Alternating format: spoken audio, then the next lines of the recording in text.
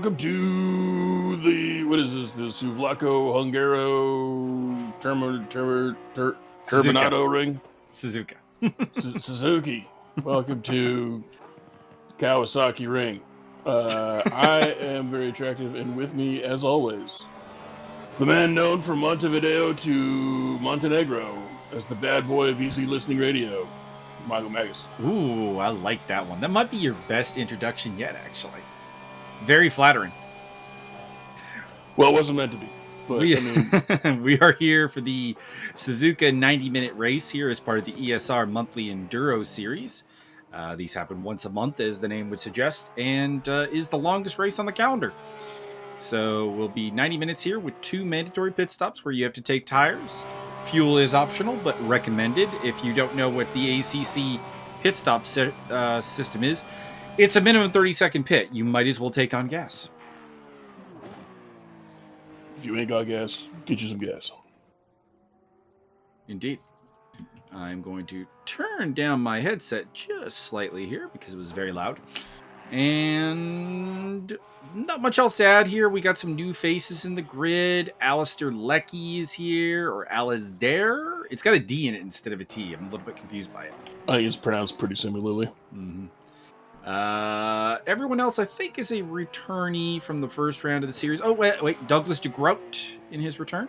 In the number 23 Nissan. He'll be partnered with Josiah Jerome today, so we got a driver swap going on there. As well as the 54 Jaguar, which will be shared by Josh McLaughlin and Dominic Turcotte. And we also have Richard Valentine joining the grid. He is making his Enduro debut. A couple people obviously missing. Most notably, Grant Kumler is missing, as well as...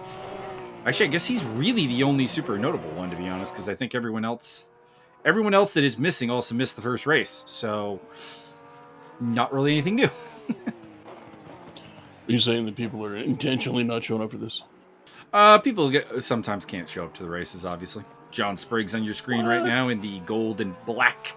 Very, very nice Dynamic Motorsports Porsche.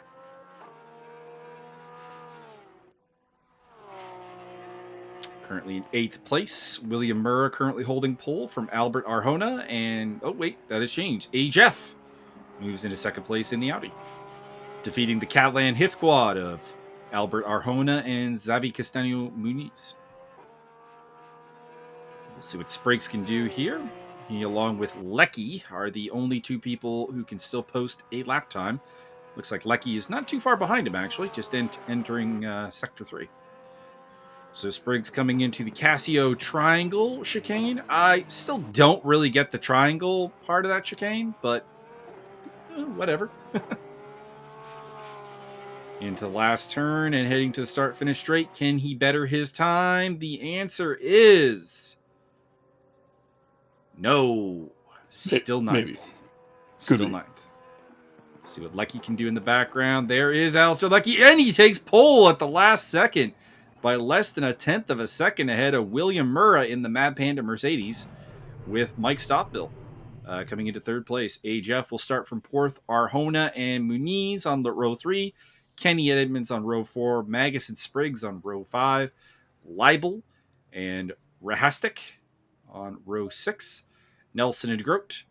McLaughlin and Hemian. Barker and Butler. Brock and Sword. And Valentine is your grid. Although I do believe Liam Curtin will join super, super late here and appear in 22nd place. I'm sorry, what did you say about a rocket sword? I said nothing about a rocket sword. I don't know where you're going with that one. It sounded like you said rocket sword.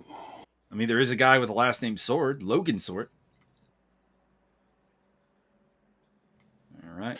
Rocket sword. Just waiting for the countdown here. Everyone can double check their settings, make sure that they are ready for the race. Byron, do you have anyone that you're looking out for a big result here, or you're just purely in the stands cheering for whomever? Yeah, usually something weird happens to at least 15 people, so I'm not going to make a prediction now because there's like 90 minutes of absolute chaos. There is. I do love the livery there for Leckie on pole. King's Meat Snacks is his primary sponsor. Poor King Good. And the Mad Panda alongside him. Hopefully it's not panda meat. Hopefully Kings doesn't use panda meat, because that'll make me feel all kinds of awkward. Filet of panda. So we have not much to talk about in terms of track map. This is Suzuka. People know it. You go into turn 1, which is a bitch. Then we have the Snake S's into the Dunlop curb, the Degners 1 and 2, Hairpin, 200R, Spoon curb, the ever so famous turn 15, 130R, and then the Casio Triangle to finish her off with a full speed curve at the end of the track. I feel like we did the commentary not long ago here, actually. Trying to maybe it was the live commentary for the intercommunity. Oh yeah, it was. This was where we had that screwed up race with the intercommunity. Oh yeah, if you're gonna redo that one, I hear. I have heard this.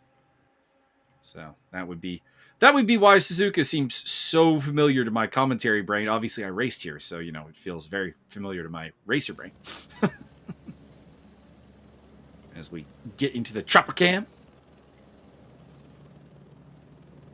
You can see there on the scoreboard at the left-hand side of the screen, the number of pit stops required in the orange box there. Currently everyone at 2. You need to do 2 across this race, and they need to be in the 1-hour pit window.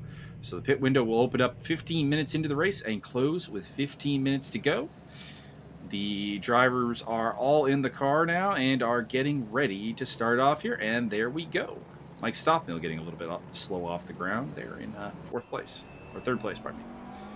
Michael Magas, we ride on board as he looks at the 2 McLaren 720s in the field of Michael Leibel and Robin Rastic.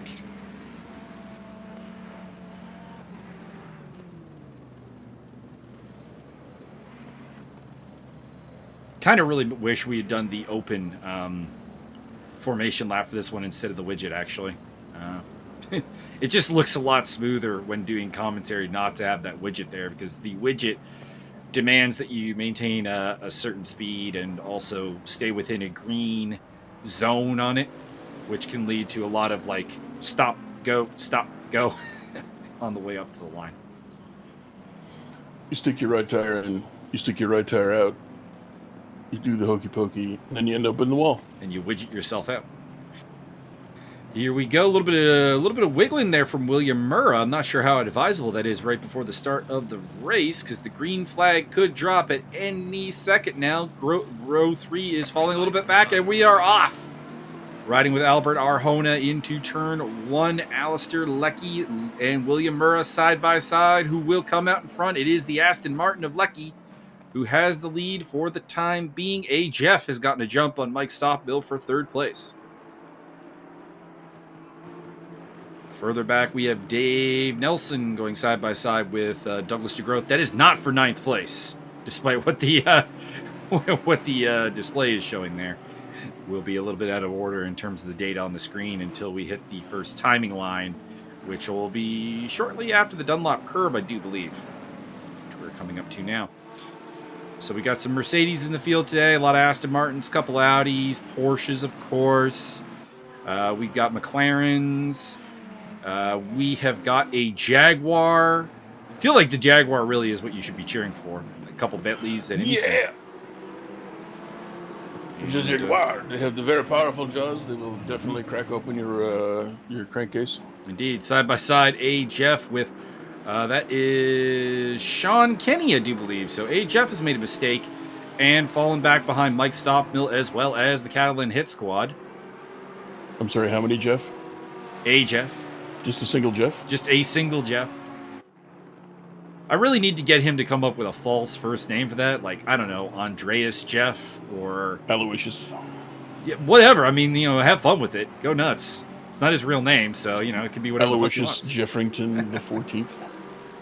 Martin Edmonds battling with Xavi Castaño Muniz, as well as John Spriggs. Michael Magas in the mix there in the green and black Audi. What do you think about my green and black Audi livery there, Byron? Like it's that? Atrocious. Wait, where are you? I am behind the gold Porsche. The gold Porsche. Literally the only green and black car you can see. I mean, it does kind of betray your Your Saskatchewan Roughriders bias. Oh, you know what? No, you know what? I'm gonna take that. I like the Saskatchewan Roughriders. They're my second favorite team. Right behind the Calgary Stampeders. Hamilton Ticats. Never heard of them. I mean, there's a lot to like about the Saskatchewan Roughriders. They're a community-owned team, so you get that like kind of feel, and they're green.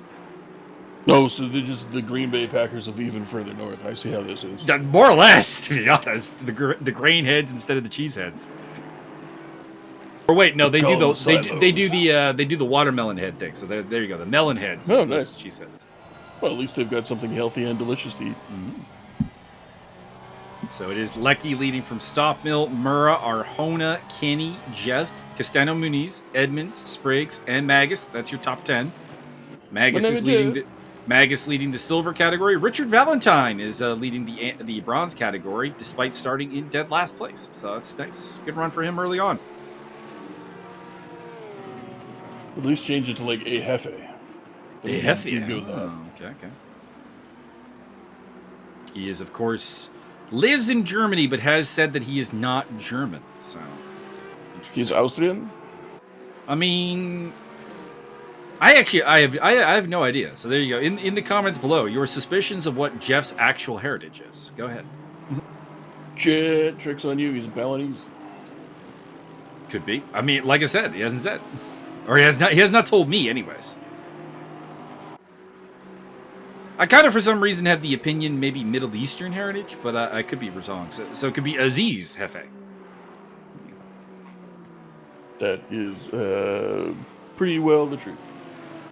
Albert Arjona in the green GPX livery. The team that formerly ran the golf livery hard. I mean, still have the golf colors, but I don't see any golf sponsorship on the car, actually. Am I missing it? Do you see it? I do not.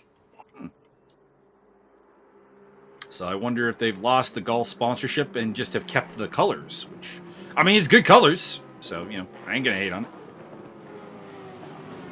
It's really weird to see the green fenders, though.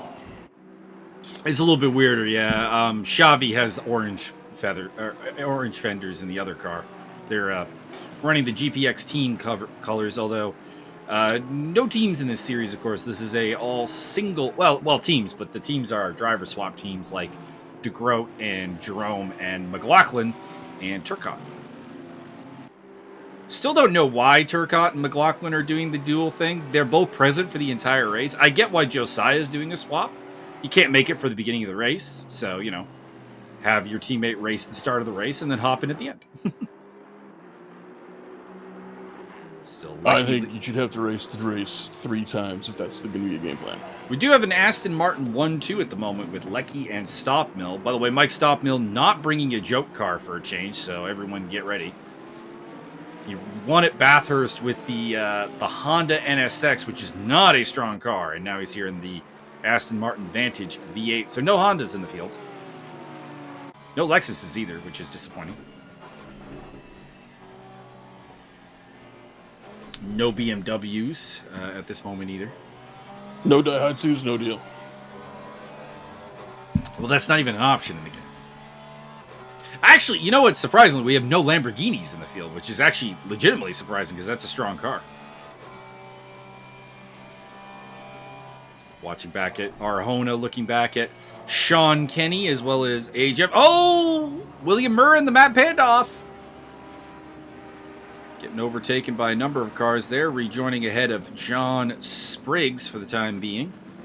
Not sure what happened to him, but something definitely problematic on the run up to Casio. Dave Nelson. People's Republic of Cassioto. Dave Nelson versus Cliff Hemian. This is an underreported rivalry within the ESR community.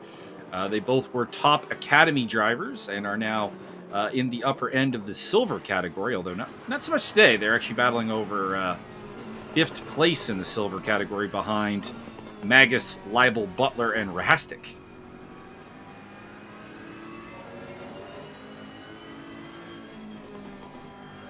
Dave Nelson looking back at Cliff Hemian. And the background there is the big V12 of the Aston Martin driven by John Barker. Liam Curtin has joined the race at the back of the field. So he's, what, 3 laps down, and he's going to try and make a run for it. What do you think he can do? You think he can make his way up? Hell yeah. If you believe hard enough, you can do virtually some things. Sean Kenny rocking the ERC Sport Car, which is an interesting move. Not exactly one of the more famous Mercedes teams. Actually, a rather small one. Not a bad-looking livery, but I don't know. There just are. There are more eye-drawing ones, in my opinion. I guess is what I'm getting at. So it is Lecky, Stop, Mill, Arjona, Kenny, Jeff, Castano Muniz, Edmonds, Murrah, Spriggs, and Magas, your top 10. Bronze category leader remains Richard Valentine from David Brock and Logan Sort.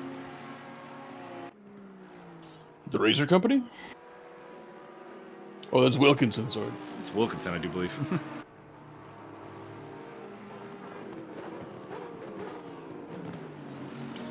Sean Kenny on the tail of Albert Arjona. I was looking at a bunch of Formula One records today, just because I learned Kimi Räikkönen has the record for most fastest laps in a season, which surprised me. And bizarrely, it was the season he didn't. He's done it twice. Neither time did he win the championship. So interesting F1 trivia for the day. But really kind of caught me that F1 records have been tumbling in recent memory because so many of them are very new drivers. There's not a lot of the old legends left in the record book, to be honest. Well, then I would recommend burning all them books to keep the young kids out because they don't deserve it. Well, I mean, it's just how Formula One, I think, has changed. Drivers are having longer careers because they're starting a lot earlier. You're seeing 17, 18, 19-year-olds making it to F1, something that would have been relatively unheard of in the past. And therefore, they're getting 20-year careers, almost in some cases. And that's allowing them to go a lot longer. And the sort of stagnantness of F1 lately, where I was thinking about this. Looking at the time before I was born, so the before Mike, before the birth of Mike, and the after birth of Mike. The before times. Things have changed up a lot less similarly. In my lifetime, there has been, I believe, 6 back-to-back world champions in F1, as in drivers who have won multiple years in a row. Before I was born, that only happened 3 times in 37 years. So the fact that it has been happening at such a frequency lately shows you the lack of variability, the lack of volatility at the top of the grid.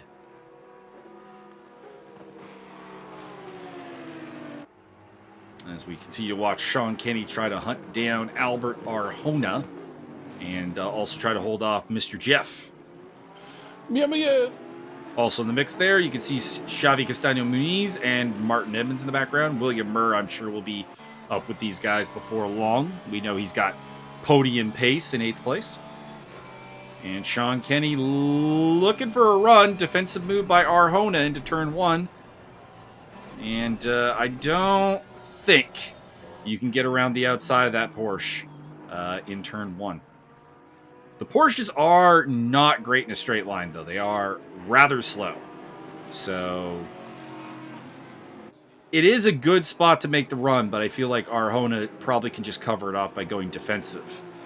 But we'll have to see, of course, with two pit stops, there's a lot of strategy at play here, a lot of options to make different moves and make an overall pace count a lot more than in shorter races where you could possibly play track position against people.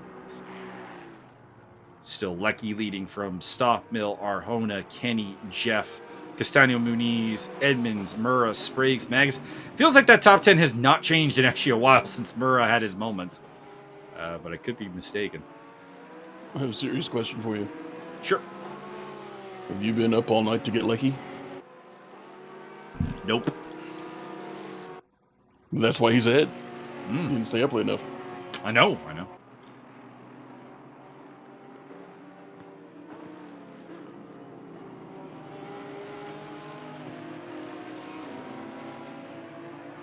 Heading through Spurn turn up to 130R here. This battle for the last podium spot, at least for now.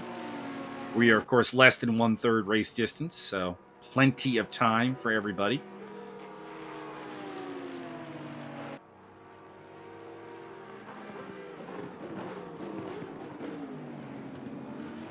Seeing James Butler is charged up to 2nd place in silver. He's up to 11th place in the Bentley. The biggest car on the grid, by far.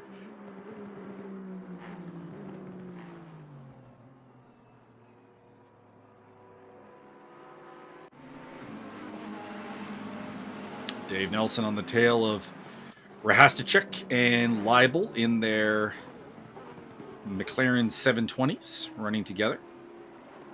What is the most?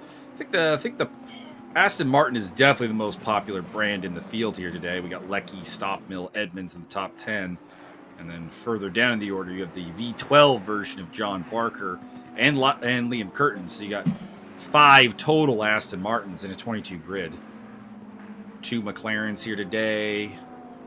3 McLarens, actually. Richard Valentine, sporting McLaren, a pair of Ferraris. We got 2 Audis.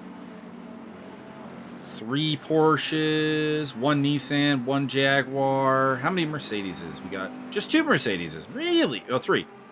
3 Mercedeses. Just always curious to see what's popular within the ESR community from a car standpoint, because it often has very little to do with how good the cars are around the track we're dealing with.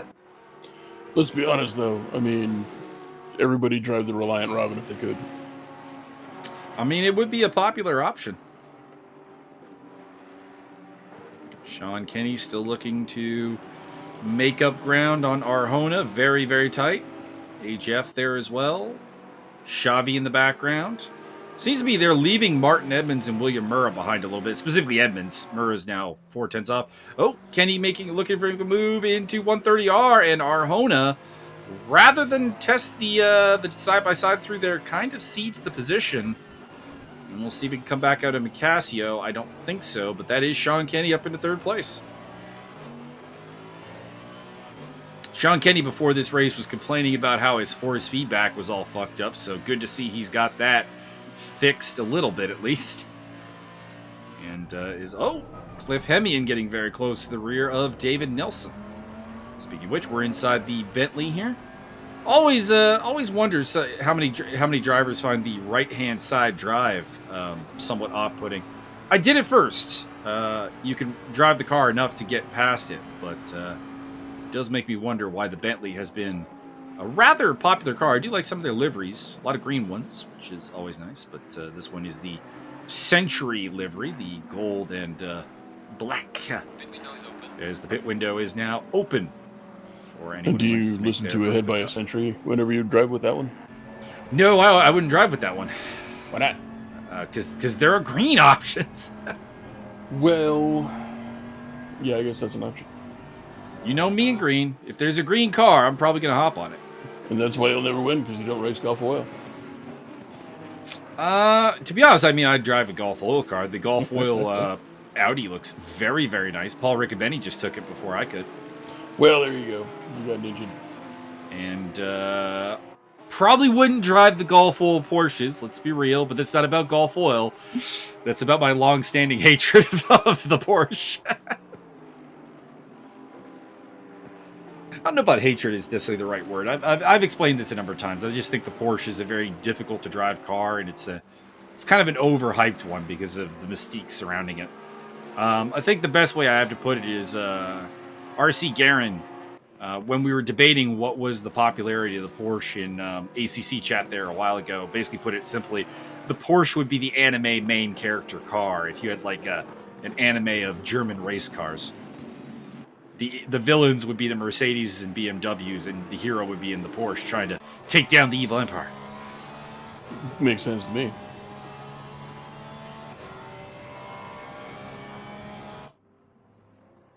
And then the Lamborghini would steal the girlfriend. Very slow-moving Mercedes in the background there. I'm not sure who that was.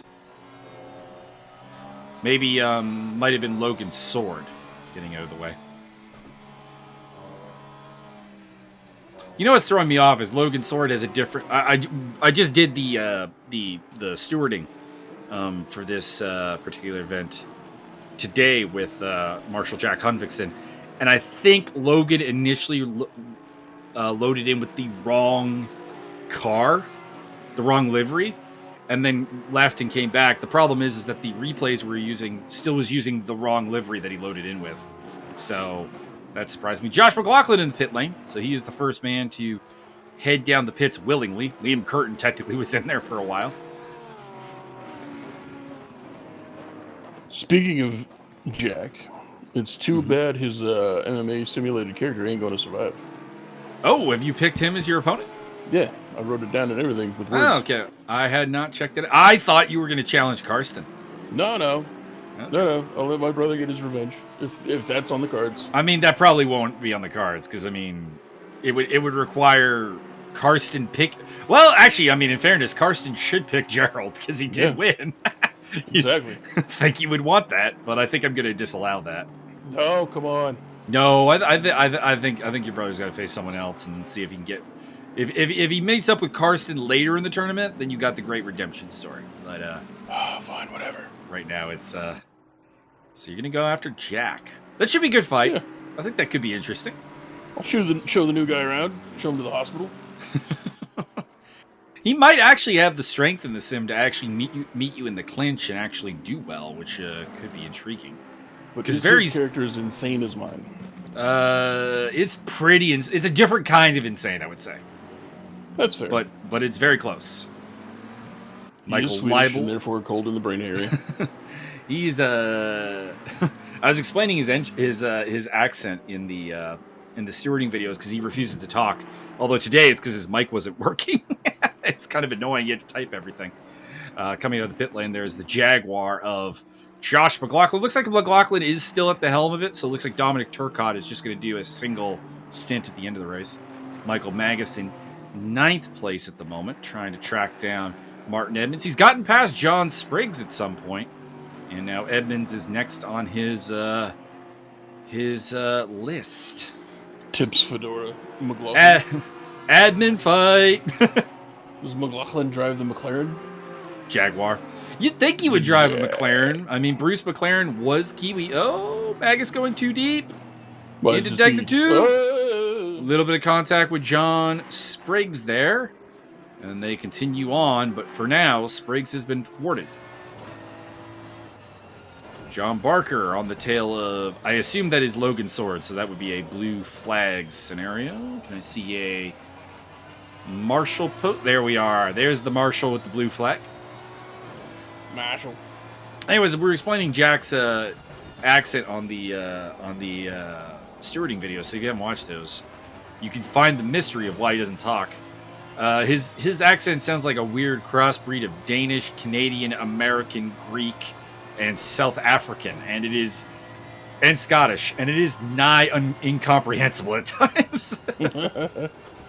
Really needs to get himself a better mic, actually, if we ever do convince him to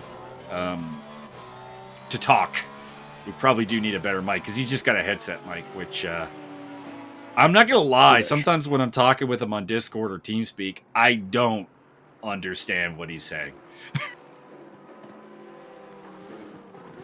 It's okay. I'm gonna punch him so hard his accent is gonna be intelligible. We'll see. We'll see. I'm actually very interested in that fight. That could be very intriguing. I would say you have the advantage at a ranged kickboxing level, but you're not necessarily great at maintaining that range, mostly because, well, baby back ribs. But he is very, very good in the clinch. If anybody is totally confused at this point, Mike has got a simulated fighting... he's got a program that is a simulator that will simulate mixed martial arts. He's got one for wrestling. Also, kickboxing, submission, grappling as well. Yeah, exactly. So a variety of things can be simulated by Mr. Michael Magas. There is a Discord where you can, if you want to hit up Mike, he'll give you a link, and you can make a character, and you can have, if you want to challenge me for the open weight title, you can. I wouldn't recommend it, but you can. I mean, everybody inevitably does it. That is true. Everybody at some point is like, no, I think I could take him. Well, I don't think most people actually challenge you for the title thinking they're going to win, if we're quite honest. That's fair. It's more just the experience. Because, I mean, I've challenged you for the title like 17 times, and I know I'm probably not going to win. Yeah, and it's not that I'm unbeatable. It's just that it's not likely. It's happened. Some actually quite poor fighters have pulled off random upsets against you, which is always intriguing. But I don't think anybody's ever taken the title and then held it. I always get it back. I think the most surprising one was when Gordy Bobian defeated you for the title, actually.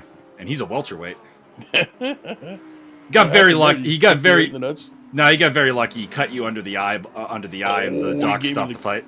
Gave me the fucking Couture star. Let's call it. Let's not put Couture's name on that. Let's. What's the other guy? Vitor. They gave me the Vitor special, hiding razor blades in his tape. So, anyways, if you're an MMA fan, you can check that out. Running a heavyweight and lightweight Grand Prix right now. That was what we were talking about. Byron is going to be taking on Steward Jack Hunvikson in the second round of the tournament. So that'll be interesting. Was his name Stewart? No, that's not. Although, I mean, you can work that into the trash talk if you want. Sturt. So that means I gotta ask. Dress him as Sturt. Means I gotta ask Big Pete Clover to pick himself an opponent. Then he's got the next pick. OP. As we continue on with the action here, not a lot of like side by side action going here. Just a lot of get your head down and put up the best laps you can right now. Lecky leading by a half second over Stop Mill. Sean Kenny still in third. Then it's Arjona, Jeff, Castano Muniz, Murrah, Edmonds, Magas, Spriggs. Not really anything happening in the top 10 since Spriggs and Magas had that little contact. James Butler, Leibel, Rahastachek, Hemian, Barker, Nelson, DeGroat, Valentine, Brock, McLaughlin, Sword, and Curtin rounding off the field. The only person who has made a pit stop is Josh McLaughlin.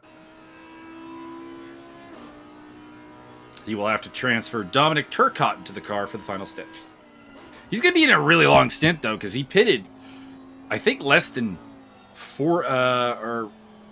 20 minutes into the race, which means that that first stint was very short. I wonder what's going to happen. Richard Valentine into the pit lane, so he is the second scheduled stop of the day.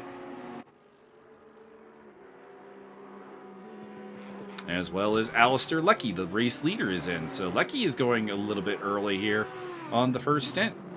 Not terribly early. We're about 25 minutes in.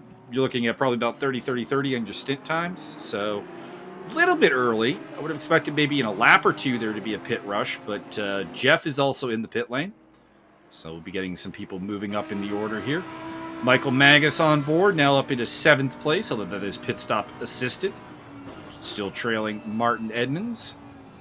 And Edmonds is looking a little shaky. We've seen him a couple of times lose a little bit of traction. And I'll give you the spoiler.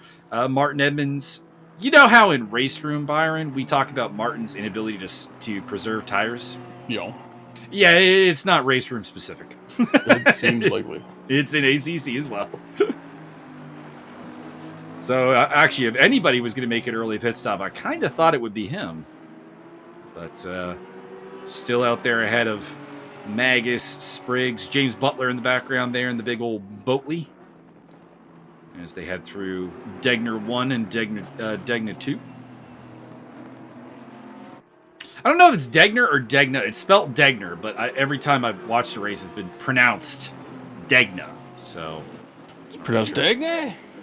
Not really sure on that, to be honest, as they head through the hairpin. Tightening up as Edmonds... Feels like Edmonds is a little bit of the cork in the bottle here. Leibel still out there in 10th place. Rahastic, Hemian, Barker, Nelson. So Lecky has rejoined the race in 15th place behind Nelson. And it looks like... Oh, wait. Never mind. He's still dropping, actually. So he's joined actually in 16th behind DeGroat with Jeff and McLaughlin behind him. Brock, Valentine. Sword is in the pit lane. So Logan making his first appearance in the pit lane here. As we head into 130R. And then into the Casio Triangle. And we're going to be coming up at the spot where Edmonds is probably the cork in the bottle, because once we hit the first turn in the S's, He's going to be hard to overtake because there's not a lot of opportunity to overtake in the S's. Like Magas coming across the line. Let's see the lap time, if we may. And up to 4th place. That's somebody in the pit lane. So he just did a 2:04.7, so almost 2 seconds off of his pace. Drive-through penalty for Liam Curtin and a stop-go for Logan Sword. That's problems. Arjona in the pit lane. Castaño Muniz in the pit lane. Murrah, Butler, all in the pit lane. So we've got a good chunk of the field now coming out on fresh tires that will be looking to make up some ground with the much superior tire at the moment. Although, who knows? These tires are rated for about a 60-minute run, so it should be manageable. But I know some people have been struggling with making the tires last the whole stint. We talked about Martin Edmonds, but there are other people that fit in that boat as well.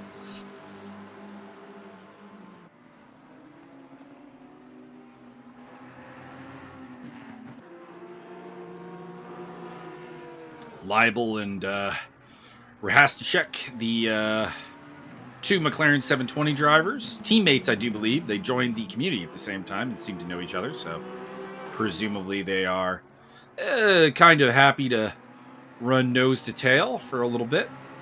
Does seem like Robin maybe has a little bit of pace advantage, though, over Leibel.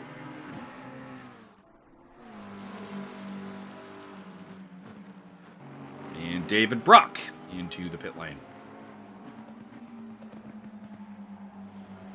Dave Brock has swapped over from the Bentley to the Ferrari for today. He's in the Hub Auto Corsa car, which does look quite nice, actually. It's one of my favorite Ferrari liveries. Mike Stoppmill out front. One would say in his natural habitat, as Sean Kenny hits the pit lane. Well ahead, as most of his rivals, to be honest, have hit the pit lane. Martin Edmonds is the 2nd place car at the moment. He was 8th before this whole pit stop run started. So, and he's in the pit lane now, as well as Michael Leibel. So that means it is Stoppmill, Magas, Spriggs, and Rahasticek. The top 4 at the moment probably will be joined by Cliff Hemian to form the top 5. Although we did just lose someone. Lost Sean Kenny. Sean's gone. Where was the last time you saw him, and does he have low jack? I do believe Sean was one of the Nissan off there, driven by Douglas DeGroat. As a Jeff goes through. Alistair Lecky's in the pit lane again. That's an unscheduled stop.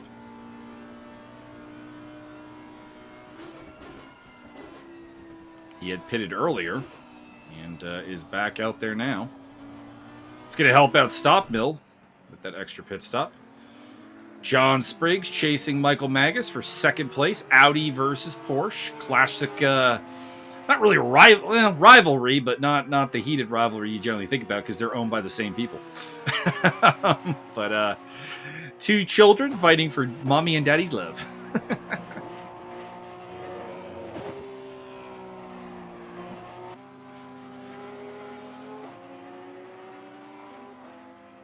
Mike Stoppmill into the pit lane to serve his pit stop. So that is the leader in. We're a little bit over 30 minutes into the affair here. Approaching the 31st minute of the race. Through 130R and heading down to the Casio Triangle. Now the question is, does Spriggs dive for the undercut? Does Magas look for the undercut? And it'll be Spriggs who's into the pit lane. So, Byron, you're about to see something that you probably have never seen before, but if you would care to look at who's in first place. Oh, my God. You are absolutely beating the snot out of that poor Belgian man. Michael Magas in the lead on the pit stop cycle from Robin Rahasticek for the time being. It'll probably be... Oh, Hemian's in the pits, so he's into services. Stoppmill rejoining there. And Stoppmill well ahead of John Spriggs if he's leaving the pit lane, while Spriggs is just coming to a stop here. John Barker also still out there without a pit stop. He's running deep as well as... Nope, that would be it, actually. Well, Liam Curtin's on 2 stops, but Liam also joined the race late. Lecky has served his second mandatory stop, so can he go 57, almost 58 minutes without losing pace? Oh, we lost somebody else. Who did we lose now? Tracking down, trying to find the missing name. I am not. Well, it's definitely sure. not Michael Magas because he's way out in first. It is not. Oh, it's Stopmill! Oh, we damn. lost Mike Stopmill. Oh, you're gonna win for sure then. I can give the dirt on Stopmill and Kenny's retirements. Sean Kenny got called away from the computer, so real life issues. And Stopmill's recently got a VR headset for racing, and it crashed. Did it crash because he threw up really hard, or?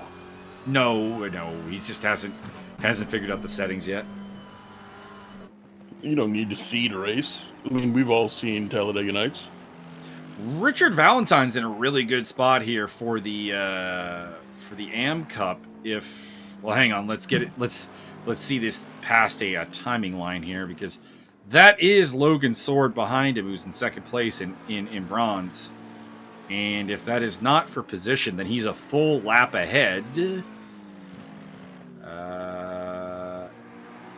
Looks like he is actually a full lap ahead. Wow.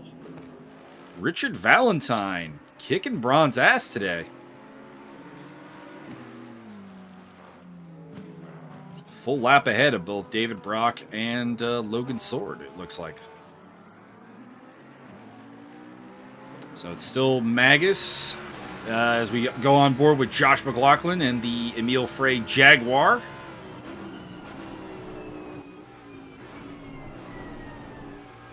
Running in 15th place at the moment. Still has to get the upper level driver, Dominic Turcotte, the platinum into the car. Bit weird that the silver driver is doing the double stint. Very strange. Albert Arjona with a drive-through penalty. Albert, are you ready? As McLaughlin clears Dave Brock there. That is the Hub Auto livery that we were talking about earlier. Hibachi's in the car. Liam Curtin has served his first pit stop, so the only people to still need to serve 2 pit stops are just 2 people, Mike Magas and Robin Rahasticek, who are up in first and second place. We'll see if this overcut will work out in their favor.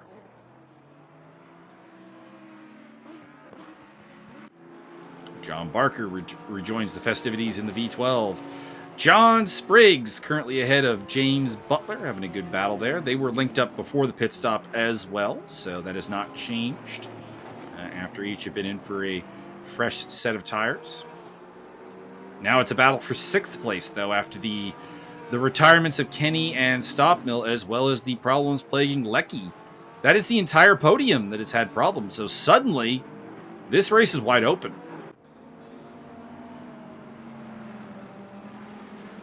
You'd have to put your money on Jeff at the moment, but William Murrah is definitely in contention. Could see the Catalan hit squad of Xavi Castaño Muniz move in. Depends on what happens down the stretch here.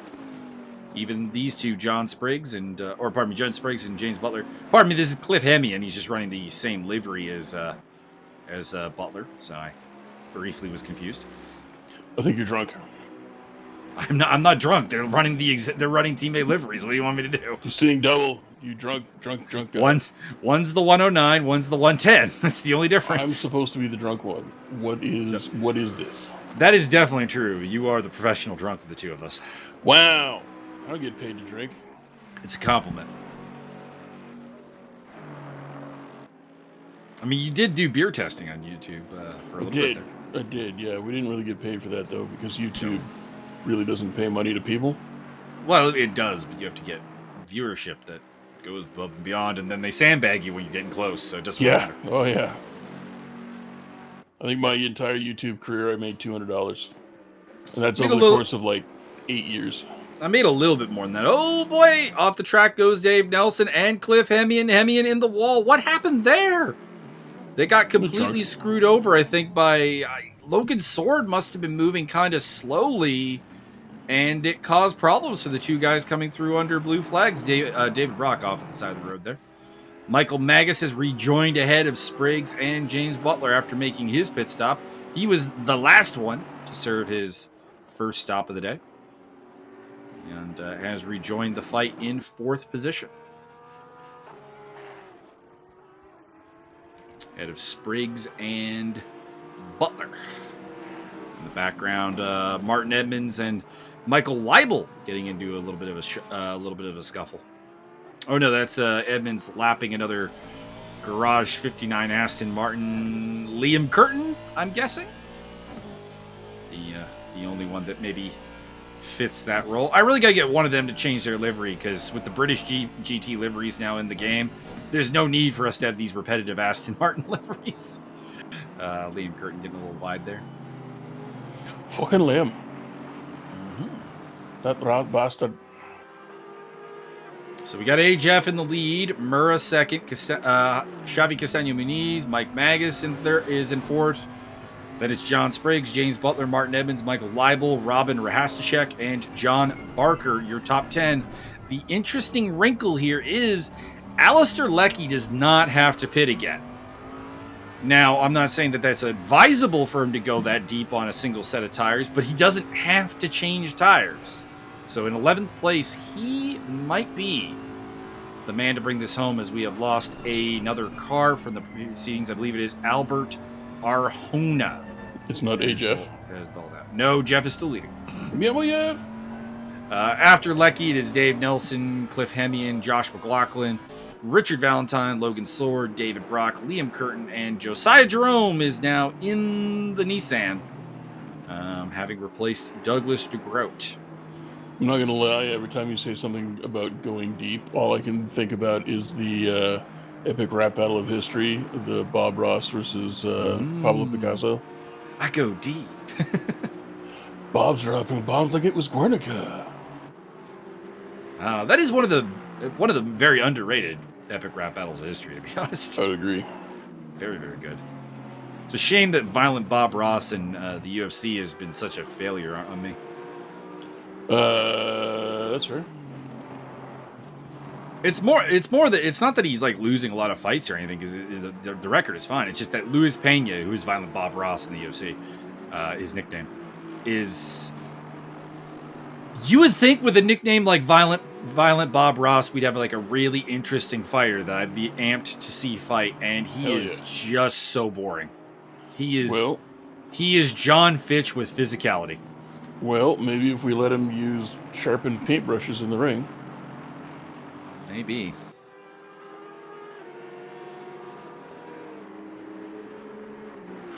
So Josiah Jerome has slipped to the back of the pack. I wonder what happened to him. That Nissan very back there. Quite a ways off of Liam Curtin. I'll be looking forward to seeing those two try to charge through the field, because it definitely feels like they have better pace than what we have seen. So we're with Martin Edmonds here, who is catching up to the back of James Butler. Michael Magas now the cork in the bottle here. Seems like he can't quite get away from Spriggs, Butler, Edmonds, and in the background you have Curtin and Leibel, and then Rahastich, although Curtin is down a lap. By the way, in the background there you see the Nissan of Josiah Jerome behind the 10th place car of John Barker. Barker, by the way, has come through the grid nicely. Was quite a ways down and is now suddenly finds himself in 10th place. Granted, a lot of fortunateness on there. Obviously, the losses of Stockmill, Kenny, and Arjona, and then the issues plaguing Alistair Leckie.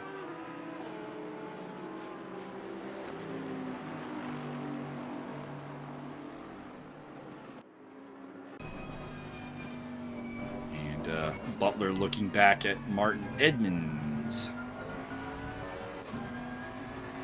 Approaching the halfway mark of the race. And Cliff Hemian will serve his second mandatory pit stop. The Bentley is in. It looks like he's going to go for a long final run. All the way to the end of the track. Well, the end of the time period. Oh, well, that makes sense too. It's an interesting move. I mean, he's going to be asking for 48 minutes on those last tires, which I mean they can definitely do. It's not beyond their lifespan, but it does feel like an interesting move. I'm interested. We'll see how it plans out, because he was in 13th place. If he finishes above there, he might be able to thank his strategy. Cotton is an interesting move.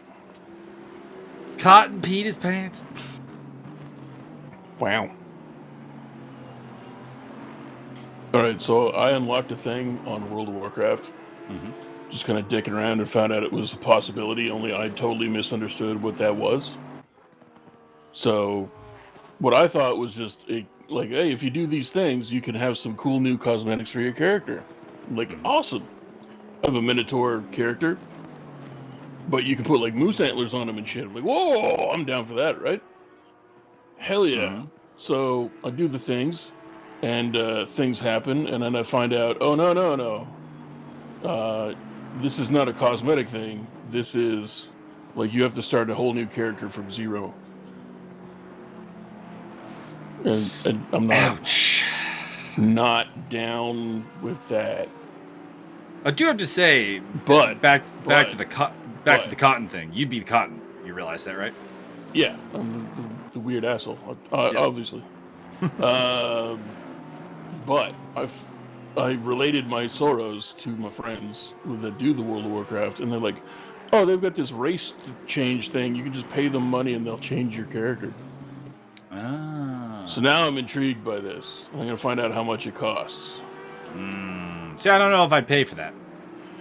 Well, yeah, but I've looked at the same character for as long as I've played World of Warcraft, which has been a while.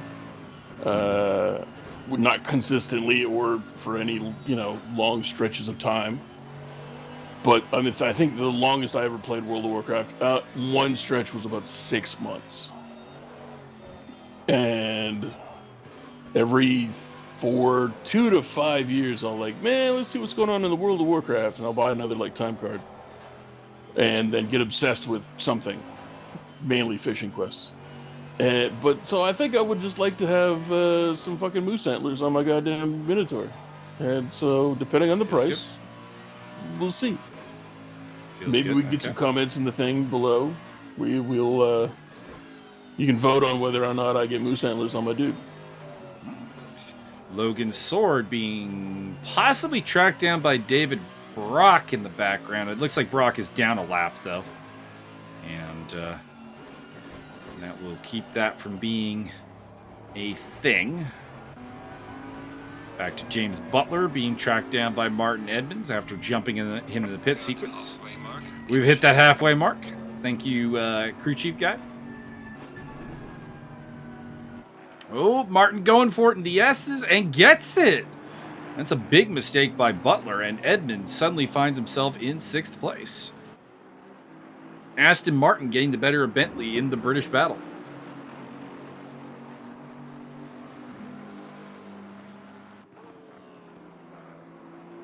Actually, I'm pretty sure Martin's French, not Aston.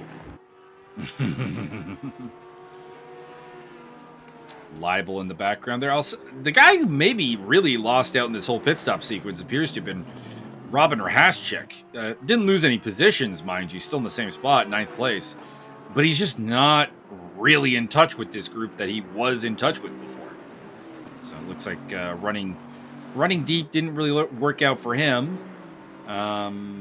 Worked out for Michael Magas, it seems. He did jump Edmonds in the pit stop sequence, as did Butler. So that may have been more about Edmonds and Spriggs. So that may have been about Edmonds having a bad pit stop more so than Magas's strategic brilliance. But he has come out ahead of everybody that he was ahead of before, and then some. But he's got Spriggs on his tail. And it's been interesting so far as James Butler heads through 130R on the lead to Casio Triangle. McLaughlin in the pits, so that's probably the last we've seen of the Kiwi. Should be handing the car over to Dominic Turcotte for the last 43 minutes. Looks like he did a short run, so they are more or less splitting the time in the car, it appears. Just a bit of an interesting way of splitting the pie up. All right, so the race change for World of Warcraft is 32 Canadian dollars. Ooh. Gonna go with a no there, my friend. Yeah, Guess my vote for I'm no. leaning no, but I also can't be bothered to create a whole new character, so does money trump laziness? John Barker's been overtaken by Alistair Leckie. So Leckie up into the top 10, V8 over V12 there in the Aston Martin battle. Background there, you see the Nissan of Josiah Jerome. Barker The looking down triple the store. outside into turn 1. I don't think there's anything going there.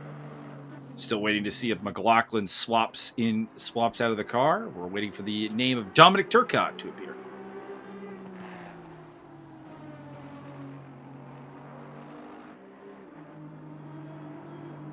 All right, Byron. We got driver swaps to talk about here, so let's get the layman's terms. If you were in one of these driver swap teams, would you like to do the first stint, the middle stint, or the last stint? What do you think?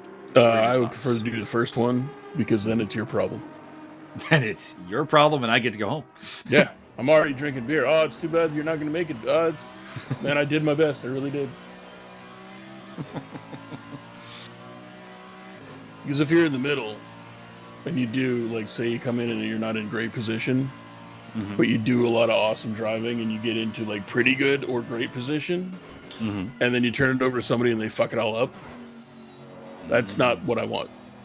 Yeah, no, that's a bad feeling. I've been there.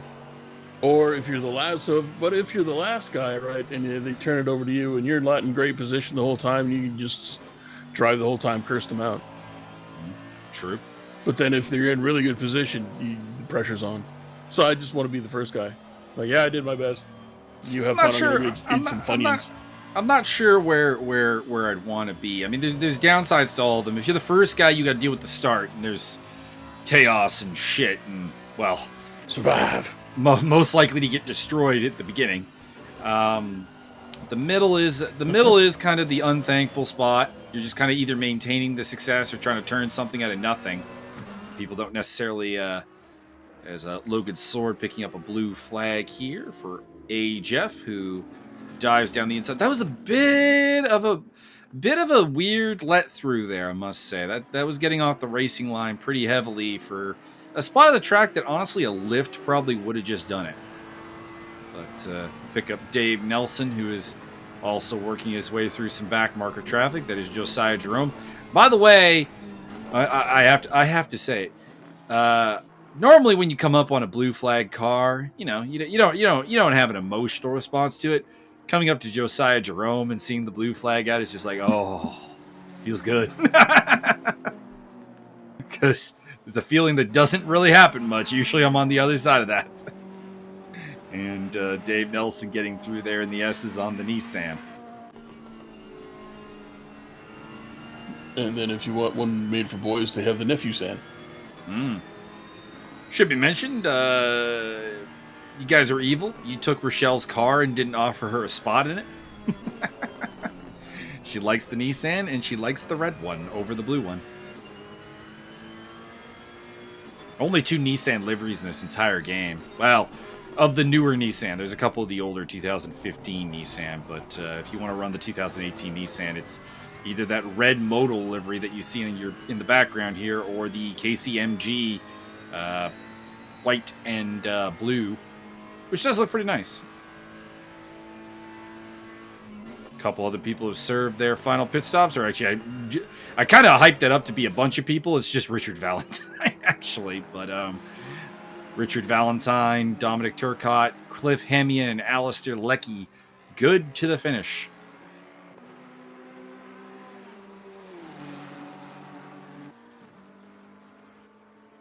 Josiah Jerome and the Nissan not defending home court very well here today. Get that boy a cricket bat. Running in 19th place. I don't know if he's down a lap to Liam Curtin or not. We'll know shortly because we'll get an updated time gap here. As soon as he crosses the line. Oh, he's on the same lap as Liam Curtin and David Brock, so does have a chance to make up some ground. Running 2:07.3s at the moment. Getting a little bit off there. It looks like the S's are a real struggle for the Nissan here today. Looked like that way with Douglas DeGroat in the car as well. So maybe an issue for the team there. Jeff still leading from Murrah, Castano Muniz, Magas, Spriggs, Edmonds, Butler, Rahashchik. Rahashchik's picked up a spot over Leibel. All right, so there has been some action. Leibel falling back to 9th place, considerably back, so I think he may have made a serious mistake. Leckie in the top 10, which we covered, took it away from John Barker. Has driven away from Barker by 7 seconds. And it's Nelson, Hemian, Turcotte, Valentine, Sword, Brock, Curtin, and Jerome. Your current order. And Dave. Has anyone impressed you today, Byron? Anyone rising above your expectations? No, you're all scum. Hmm? I mean, that whole Michael Magas kid getting in first place, not too bad. I mean, you're still top 5, so... Still in 4th. I would say... Still top 3.5. I would say my surprise of the day was James Butler, because he didn't show a lot of pace in qualifying. Qualified pretty near the back, actually. Up in 7th place is pretty nice. Mike Magas has got some separation, finally, from John Spriggs. Up by about 2.1 seconds there. There is Spriggs trying to negotiate his way. Oh, contact with Logan Sword. That's going to help Magas out a lot. Sword gets punted. Don't think that came across the steward's desk. I'd need to take a closer look at it to really give an opinion. It's always a bit awkward though on this track when you catch someone at the beginning of the S's, because there is no good way to overtake in the S's. Just there is really not, and that could definitely lead to some ugliness. By the way, I just realized, John Spriggs, you're racing the Rich Energy Porsche here, my friend. I know it's not actually the Rich Energy Porsche, but it's what I imagine a Rich Energy Porsche looks like. Those who are unaware, Rich Energy is a incredibly shady energy drink company that was in Formula One and then didn't pay its sponsorship deals, and now apparently is coming back to Formula One. So it's a bit weird. With Hemian a little slow there through the hairpin, might have been overtaking the car of David Brock, which might explain the slowness. Might have had to dive down the inside a little bit. Hemian in 13th place. Logan Sword in the pits for his final pit stop, after being roughly dismissed from the track by John Spriggs, who is also in the pit lane, serving his final pit stop. Should be more or less there. I mean, anywhere from like 35 to 34 to 30 minutes left in the race is probably where you're going to be seeing the majority of the second pit stops happen. Had a couple previous to this, of course, with the Jaguar team, Hemian, Valentine, and Leckie gambling on a relatively long final run.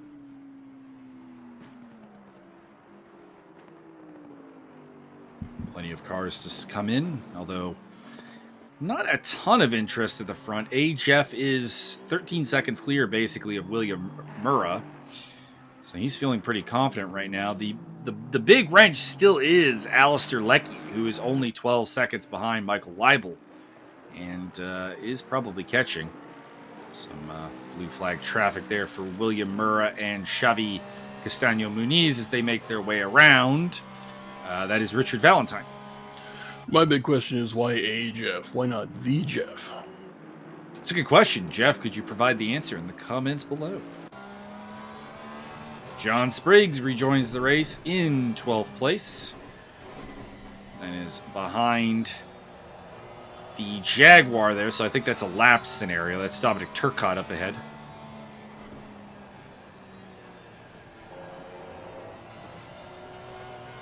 So he'll be looking to catch up with Dave Nelson. Came out ahead of Hemian, and is basically a lap ahead of Turcotte.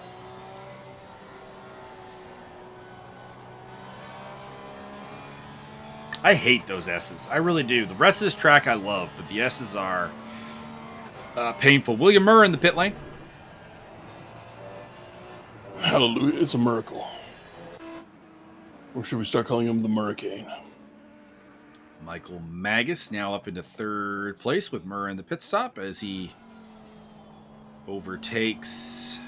That is, I guess, Richard Valentine again. Interesting. Little known fact, Michael Magus' middle name is also Michael Magus. It's actually James. I'm trying to tell a story. You're fucking it all up with. It's not details. a great story. It's not a great story. Drive-through penalty for Logan Sword. Looks like the pit stop didn't clear. So Logan Sword in some trouble. Maybe didn't change the tires. It's gonna force a third stop for him, I think. Although Josiah Jerome has overtaken both him and David Brock in the pit stops, although he does still have a pit stop to make of his own. So now that we know your middle name, what was the name of your first pet? What school did your parents go to? None of these are my passwords for anything. Yeah, Or the answer to any security questions. And what street did you grow up on? I've always thought that the street in particular was really a bad idea, because like everyone you went to school with could probably figure out the answer to that question. That's a really bad one. Well, see, but I use it sometimes, but I'll pick different streets and I'll make sure to write it down somewhere. Yeah, if I ever have one of those like questions, I lie basically. Oh, there you go. On them, like it's like just keep a reasonably consistent amount of lies, and you're good. Exactly.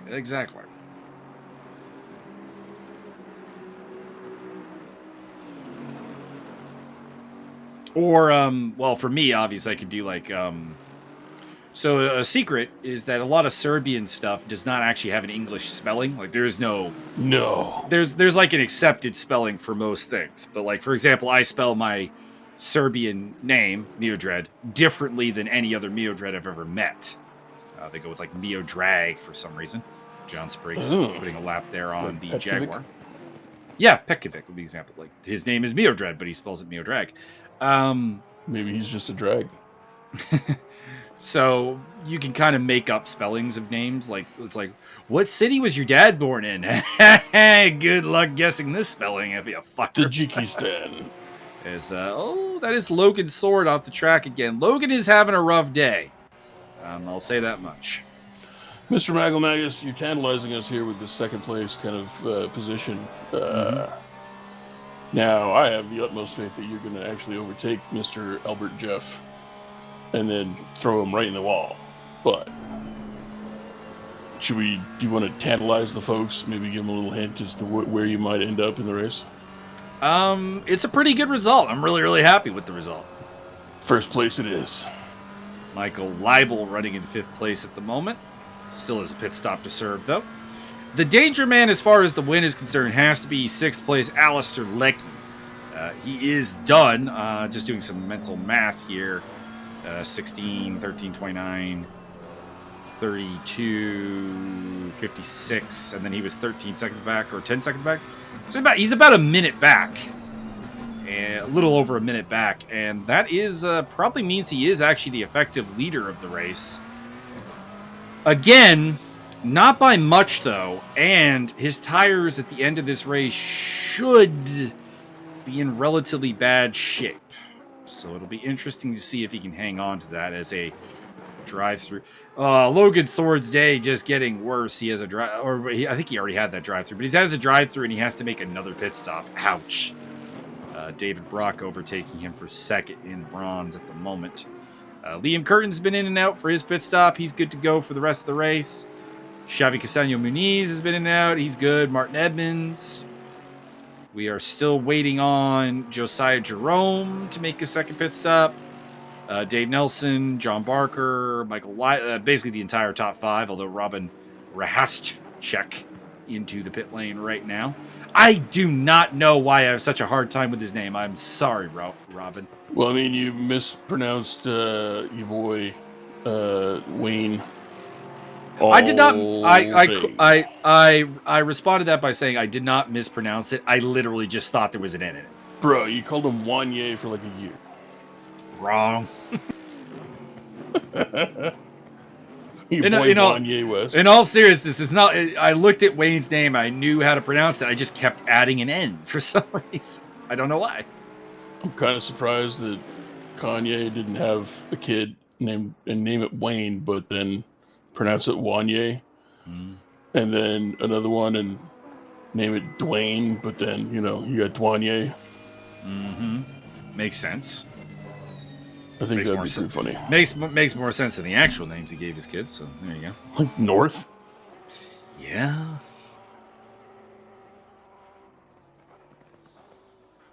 Not that kid's gonna get picked on for like a lot. Well, probably not actually, because it's gonna be like Hollywood school, and well, they're all gonna have weird fucking names. Like Scout, and because I know he lives in Gordon Ramsay's neighborhood because Gordon Ramsay let that slip at one point. So, oops. He also Stevie Wonder lives around Gordon Ramsay. Didn't see that coming. Apparently, well, he was telling it because Stevie Wonder apparently always knows when Gordon is cooking. So that sets a spell helping him out. I just called to say I'm hungry. I just called to say I smell burgers. Xavi Castaño Muniz here, as well as William Murr coming up to Dave Nelson. This is for position, kind of, in the sense that there is no blue flag at play, but Nelson does have to make another pit stop. So, interesting to see how Nelson approaches this. Heading towards 130R.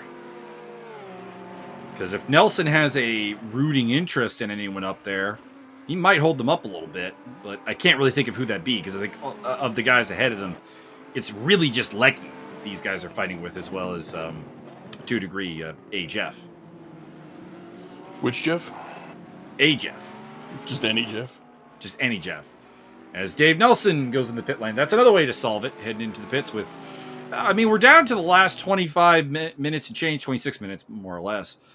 So everyone who has not made that pit stop is going pretty deep, as William Murra gets the better Xavi Castaño Muniz into turn 1 and takes 5th place on track. That's a big overtake. So we've got 5 guys who still need to make another pit stop. It is HF, Michael Magas, James Butler, Josiah Jerome, and Logan Sword yet to pit for the final time. It's got to feel kind of bad for Logan. He's in last place and has a pit stop to do still. You think that's actually Logan Kincaid in disguise? I think Logan Kincaid is dead. Wow. I didn't know that. I cannot state that as a fact, but something in my brain is saying that is the case.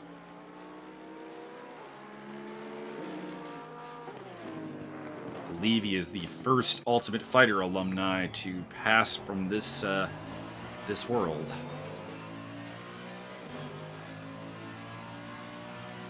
Yep, you're right.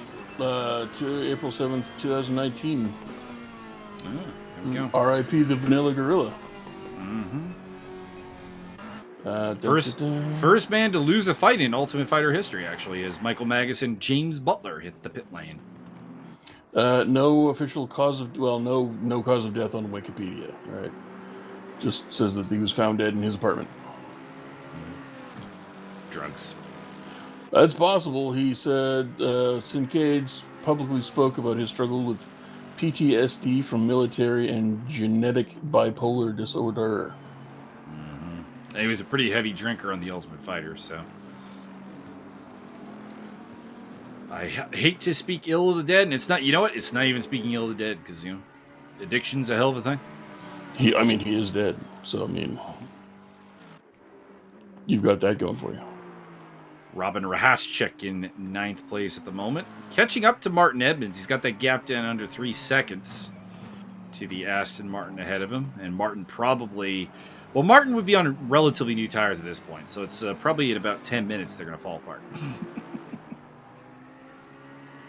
Butler rejoins the race somewhere around here. We should see him coming out. Magas has rejoined, showing in 3rd place. Not sure how accurate that is. because of how timing lines work. We'll see. There we go. He's dropping a little bit more. Looks like 5th place. Hopefully 5th place, because he was battling with John Spriggs. Hopefully he's still ahead of Spriggs. Looks like he is. So your top 10 rundown right now. Jeff. Oh, there's a lap clearing. Sword getting out of the way of Michael Weibel.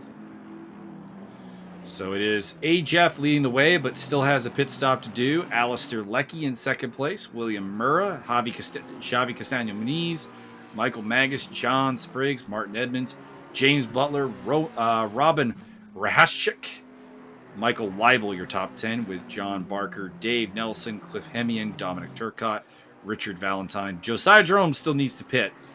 He is ahead of Liam Curtin, David Brock, and Logan Sword. You think he's liable to pit? I think he's got to pit. That might be slanderous. Mm-hmm.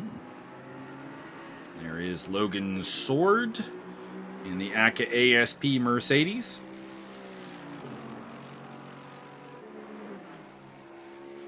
Still can't figure out why Fiat is sponsoring a Mercedes in GT Challenge.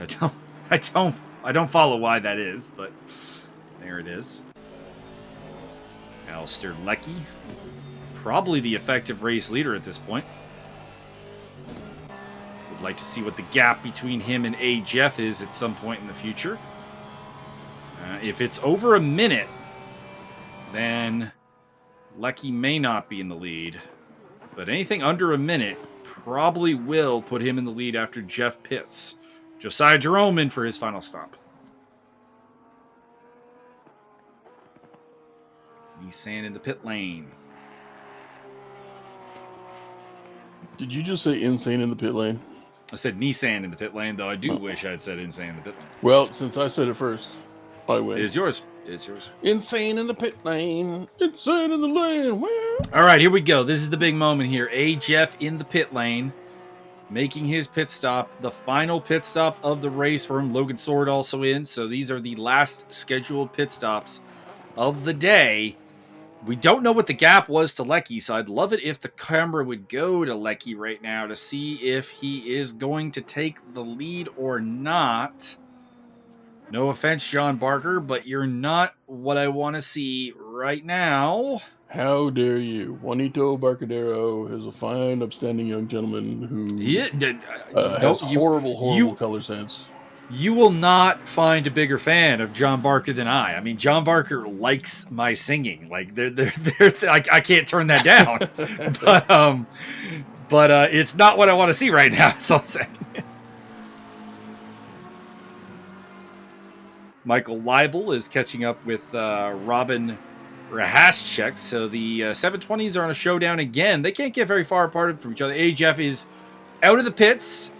I need to see a timing line here. No line of times for you. Can we get an update? We're with Xavi and William Murrah, who are battling over 3rd place. Is it Leckie or is it Jeff in the lead? It looks like Jeff has retained the lead for now.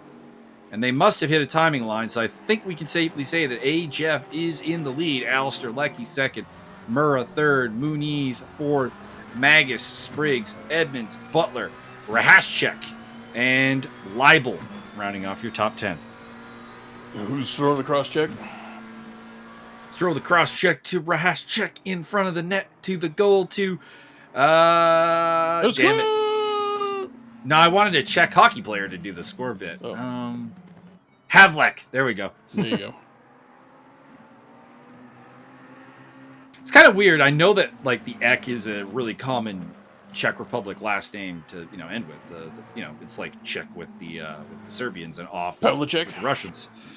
But what I'm getting at is it's kind of weird that none of the like really really famous Czech hockey players actually have that as the last name. Outside of I guess Hasek, but he's a goalie, so he didn't really work for my analogy.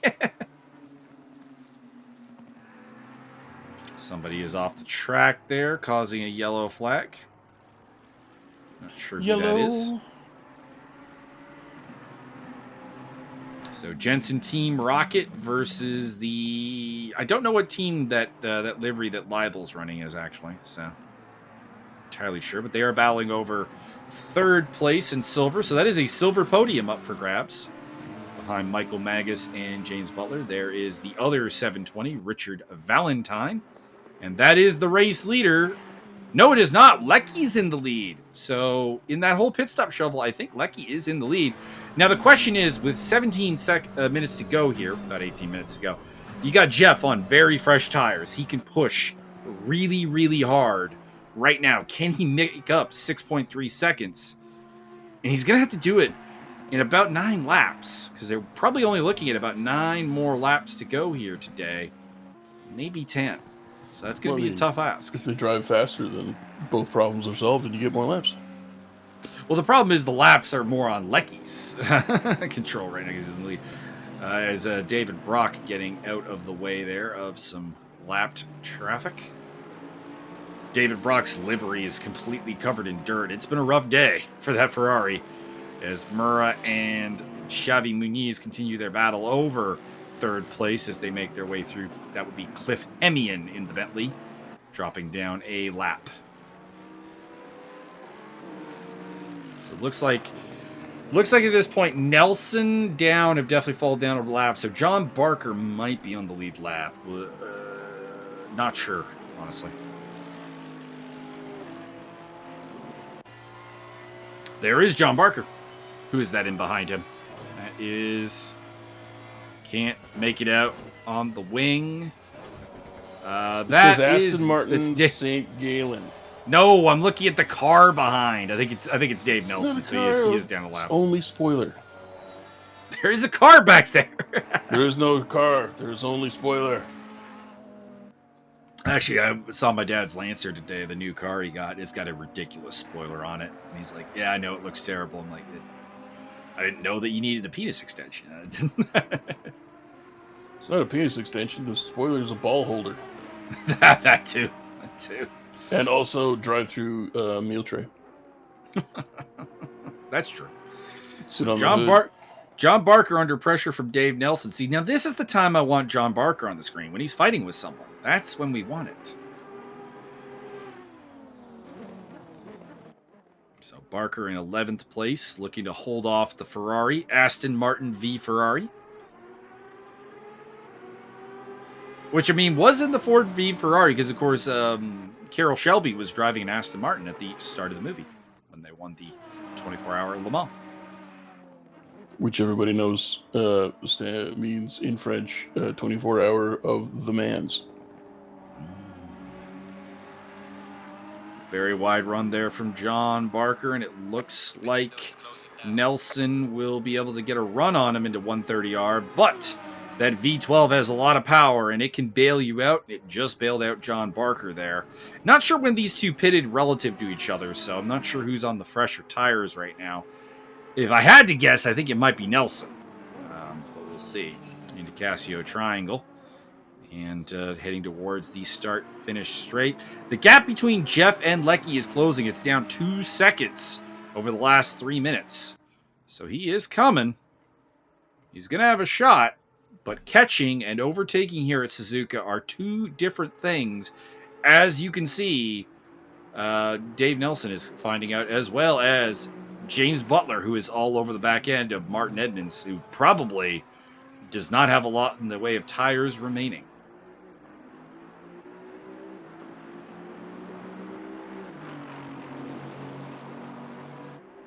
I really need to figure out how to get nationalities to work with the entry list, because that the blank spot where the national flag is supposed to be is like, if that wasn't there, I would not mind. But with it being there, it's a slap in the face every time it pops up. Well, then if I were you, I would get everybody together in a special camp. And then divide them up by nationality. Because if you see beside the 76 there on John Barker's little lower right-hand corner thing, that is where the flag is supposed to go. No. And it's blank because we're using entry lists to enforce numbers, driver swaps, and also level of driver, like the silver bronze pro items. Which, by the way, if you have a better term for pro, put it down below, because technically none of our drivers are pro. They don't make money from sim racing. So Michael Magas there coming up to, that would be Richard Valentine through the S's. They are executive vice drivers. Little bit of a mouthful, but I do like your thinking. Somebody is off the track there, judging by the storm of dust coming up, and that is probably Cliff Hemian. And indeed it is. Also controls the name that appears in the windshield and all that. So the entry list, very, very key, but it does two specific things that I really, really don't like and don't understand, which is it resets everybody's uniform to the default stuff. Like if you look inside all of these cars, everybody is dressed the same, and that's a little bit lame. And then on top of that, the nationality gets overwritten as well. So, devs, what the fuck? And then the other thing I want to figure out is how to change the team names to allow for a more interesting team dynamic within the ESR community.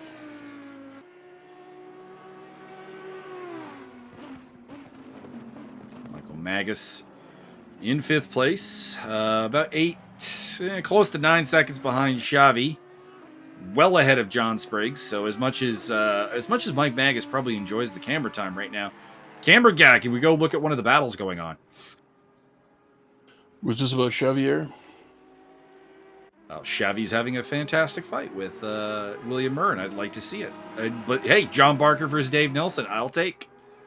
Battle for 11th place still going on here between the V12 Aston Martin and the Evo Ferrari.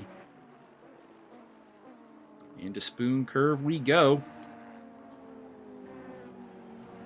And time's ticking down. Looking at the gap. Oh, Jeff is within 2 seconds of Alistair Leckie for the race lead. And instead we're on the hood of John Spriggs, who's not fighting with anyone. God damn it, camera guy, I'm going to shove my foot up your ass. Are they ever going to improve this program so it doesn't specifically do that? I mean, it's hard to... Like, don't get me wrong. I feel for it because, I mean, real life finding all the action in racing is very, very hard, and there's no reason to assume the auto director should be... Like, it just puzzled me. Like, we have, like, 3 really good battles going on right now. We got the battle for the lead between Leckie and Jeff. We got Muniz versus Murrah. We've got Rahascek and Leibel. We got Barker and Nelson. So we got 4 good fights. Just give me one of those 4 fights. I'm not picky on which one. Yep. I just want one of them. Like, don't go put me on Cliff Hemian running around doing laps. Like, no offense, Cliff, but that's not what we want to see right now. I like you, Cliff. We think you're a good guy. We do. He had great humor when I made him Cliff Hemi Moo on the entry list for 3D Speed. Well done.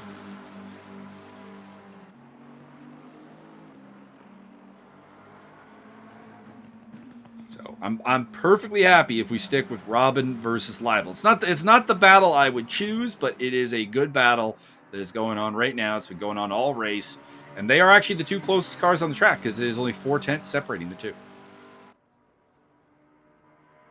Heading into 130R.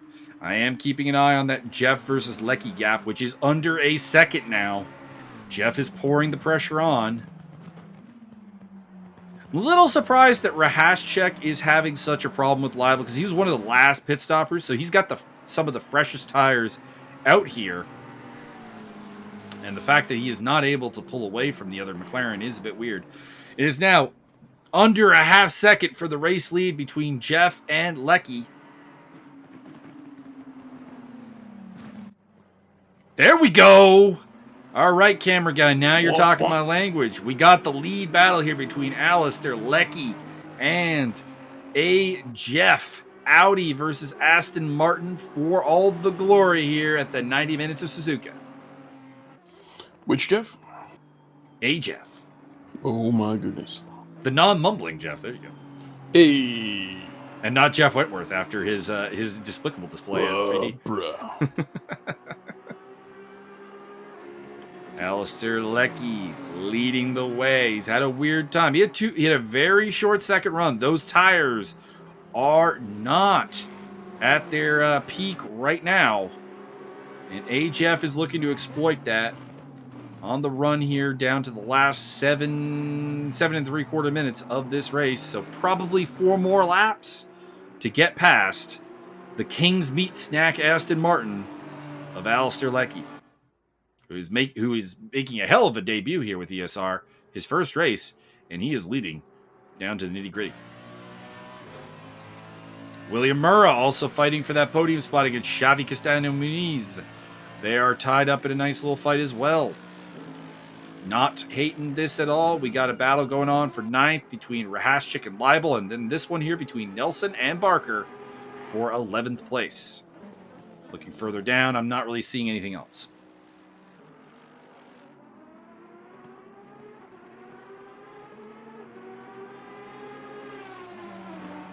So you don't like the gunmetal gray of the Aston Martins? Nah, boring.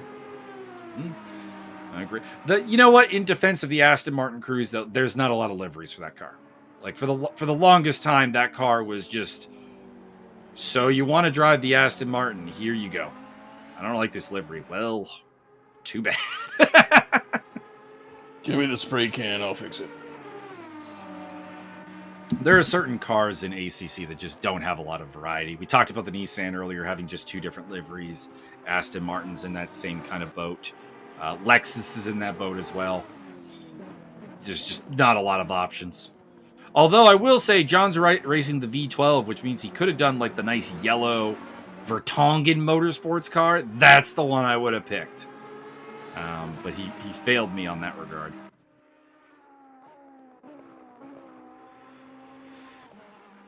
And now he's trying to battle it out with Dave Nelson. Last lap was a 2:05.7 as they head through the first turn, heading towards the S's.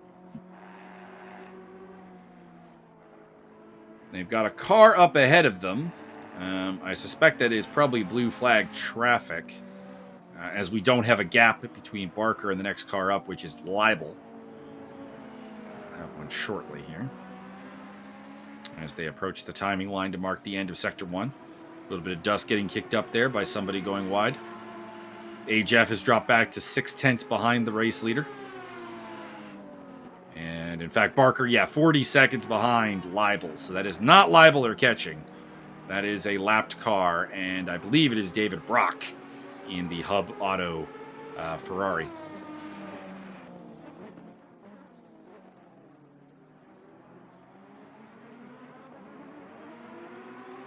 Maybe some brand loyalty from Brock to Nelson? We'll see. Martin Edmonds still hanging on against James Butler. That's the battle I was actually forgetting. That's the 5th battle that's going on right now. Battle for 7th place. And don't mind if we check in on that plenty. There is the lapped car. Barker gets down the inside of Spoon. Looks like there was a big mistake by Nelson and by Brock. So that'll let both of them through. Alistair Leckie looking back at HF. Jeff putting the pressure on in the Audi R8 Evo. Aston Martin V8 opposing it. It's been a great day for Leckie. Bit of a weird one. Had to make that second stop really early on. Don't know why. It's all part of this tragedy. Car does show a little bit of signs of maybe some side-by-side damage, so that might explain it. HF coming up. Can he make it happen here? 3 minutes and change to go, so about 2 laps. Not including this one to get the job done through 130R. Very wide run from Leckie. Into Casio. Gets slowed down, has no run. Looking maybe for a run into turn 1. Problem with turn 1 is Leckie can just take that defensive line, and I just don't know if you can drive around the outside of him. Kind of an awkward onboard shot with the camera.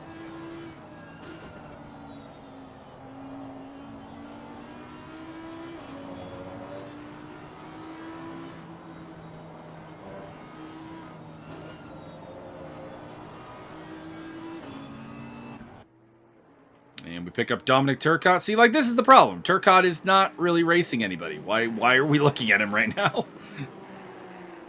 I mean, I love that Jag. Especially love the sound of that Jaguar. That is one of the sexiest sounding cars in the game. But he's not fighting anybody. Lecky closing in on the back. Or pardon me, Jeff closing in on the back of Lecky. I think the problem is that if I'm not looking at the auto director settings right now, but there's a proximity setting, which is how you get like battles. The problem is the proximity setting doesn't seem to like, it's not intelligent. It just looks for cars near cars. So you get like blue flags popping up as like, oh, these two are really close, but it's a blue flag. Yeah, but they're really, really close. And you told me to find the really close cars, boss. I want the battles for position. And Lecky versus Jeff is the one that I hope we stick with for the remaining 2 minutes, assuming that there's not an overtake somewhere else. Next lap will be the last one. Jeff's got out of the slipstream, looking for a move into 130R. Lecky hanging on. Lecky's tires cannot be feeling... Oh, goes to the outside. Goes back to the inside. Jeff can't find a way through. He's got one last lap to get the job done as they go through Casio.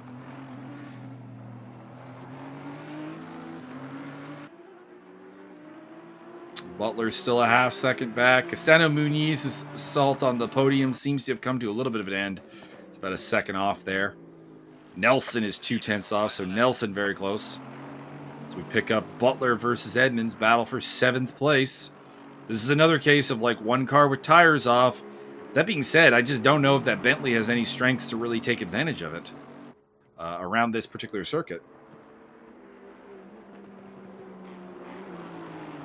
Also, you gotta ask if Butler really wants to go for this move. Right now, he's got second and silver all sewn up. So how much advantage is there in taking 7th place? That being said, this is James Butler we're talking about. He's going to go for it hard because that is the type of racer that he is. Hell yeah. If you're not that type of racer, you can get the hell out. Nah, we got room for everything. Nope. There are tactical, Nope. There are strategic thinkers, and then there are in the moment thinkers, and Butler is the latter. Pick up the race, battle for the race lead, coming up to Logan Sword. So Logan Sword might, similar to Ricardo Zonta in 2000 Spa, he might be the deciding factor here as they hit the hairpin. And they continue. Oh, he just went off. Okay. Well, there goes that source of drama.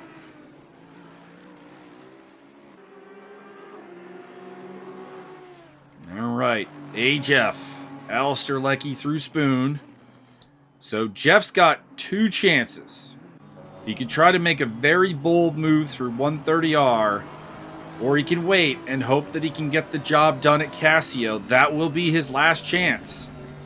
Martin Edmonds looking back at James Butler, who looks very hungry in that big, wide Boatley. It's coming down to the wire here. Time is expired. Next time across the finish line is the end of your race, everybody. Step it up and let's see what you can do. I would like to focus on the battle for the lead, but this is not bad either. Also, Nelson... No, Nelson's made a mistake and has fallen well back at Barker, so it looks like that fight is over. And the winner is Alistair Lecky by 1.4 seconds. Looks like Jeff went for it in Casio or 130R and could not make it happen. May have slid off the track. William Murrah takes the last spot on the podium ahead of Xavi Castaño Muniz. Michael Magas is going to come to the line in 5th place, followed by John Spriggs. And then this battle for 7th will go to the line. Butler looking for the move into Casio. Edmonds goes defensive. I think Edmonds is going to hang on. There's just nothing in this last turn to take advantage of. And it is going to be Martin Edmonds in 7th place here today at Suzuka. Butler brings it home in 8th, 2nd in the silver category. And behind them, it is going to be Robin Rahaschik holding off Michael Leibel. Or no, Leibel got him. Or Rahaschik got Leibel at the end. I don't know. That looks like that flip-flopped. Either way, they're both going to jail. Hemian, Turcotte, Curtin, DeGroat, Brock. DeGroat got back in the Nissan for a second stint. That's a bit interesting. So they did a 3rd pit stop, it looks like. And we're just waiting on John Barker and Dave Nelson to complete their race.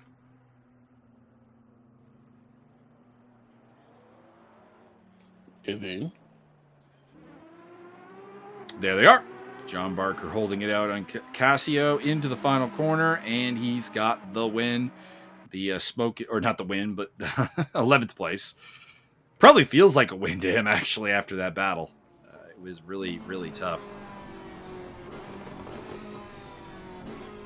So we have our results. Let's go to the standings.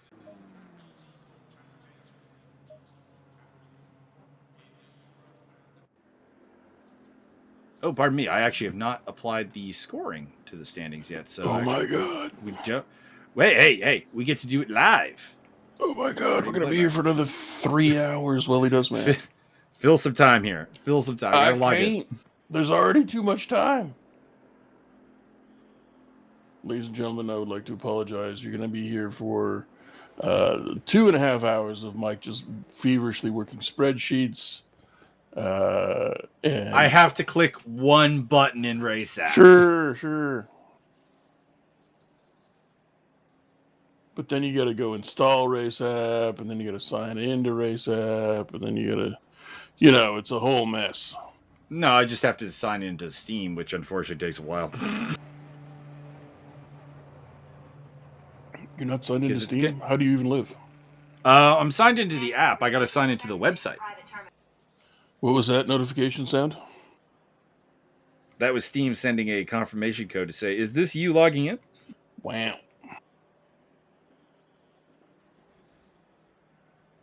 Because I have my cell phone set up as the authentication device for my Steam.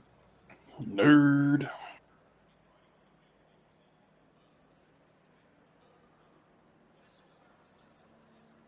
Well, this is awkward. The race is over. It is a little bit awkward. I apologize. The race is over, and Mike's trying to do some nerd shit. And we're losing viewers by the femtosecond. Race App is really not cooperating with me. I'm sorry. All right, good night, everybody. Give it one more. Give it one more try. It's your cue. Cut the video off. No. I've got this. I'm determined. Oh my god! What a turbo nerd. Well, yeah. Then you're gonna take 93 years reading all the standings for every friggin' thing. Then we're gonna move into the 1972 playoff race between Fenerbahce